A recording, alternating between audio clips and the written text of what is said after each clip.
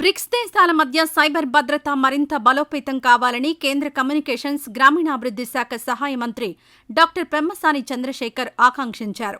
Startup అభివృద్ధి, telecommunications, data protection చట్టం, digital skills తదితర కార్యక్రమాలు భారత్ను గ్లోబల్ డిజిటల్ లీడర్గా నిలబెడుతున్నాయన్నారు. డిజిటల్ ప్రగతికి ప్రధానమంత్రి నరేంద్ర మోదీ దూరదృష్టి, నాయకత్వమే కారణమని ఆయన స్పష్టం చేశారు. బ్రెజిల్ రాజధాని బ్రెజీలియాలో నిర్వహించిన 11వ బ్రిక్స్ కమ్యూనికేషన్స్ మంత్రుల సమావేశంలో భారత్ తరపున ప్రతినిధిగా కేంద్ర మంత్రి డాక్టర్ పెమ్మసాని చంద్రశేఖర్ హాజరయ్యారు. భారతదేశ డిజిటల్ పబ్లిక్ ఇన్ఫ్రాస్ట్రక్చర్ ప్రపంచాన్ని ప్రభావితం చేస్తున్న డిజిటల్ మార్పు జరుగుతుందని ఆయన వివరించారు. డిజిటల్ సమావేశం ఒక జాతీయ లక్ష్యమే కాదన్నారు. అది ప్రపంచ అవసరమని ఆయన స్పష్టం చేశారు.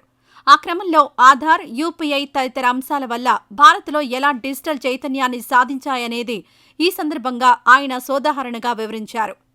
ఆధార్ ద్వారా 95 కోట్ల మందికి పైగా ప్రజలకు భరోసా కలిగించే డిజిటల్ ఐడెంటిటీ లభించిందన్నారు.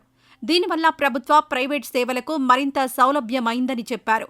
యూపీఐ ద్వారా జరిగే డిజిటల్ చెల్లింపుల వల్ల ప్రపంచ డిజిటల్ లావాదేవీల్లో 46% వాటా భారత్దేనని గుర్తు చేశారు. ప్రధాని మోదీ నాయకత్వంలో భారత్ ఒక స్థిరమైన, అంచనా వేయదగిన డిజిటల్ వ్యవస్థను నిర్మించిందని వివరించారు. అలాగే బ్రిక్స్ దేశాల మధ్య డీపీఐ సహకారం పెంచుకోవాల్సి ఉందని ఆయన ఆశాభావం వ్యక్తం చేశారు. ఆర్థిక సమావేశం, ప్రభావవంతమైన పాలనకు డీపీఐ ఒక కీలక సాధనమని పేర్కొన్నారు. ఇక టెలికాం మోసాలను ఎదుర్కొనే సంచార్ సాథీ కార్యక్రమం గురించి మంత్రి డాక్టర్ పెమ్మసాని సోదాహరణగా వివరించారు.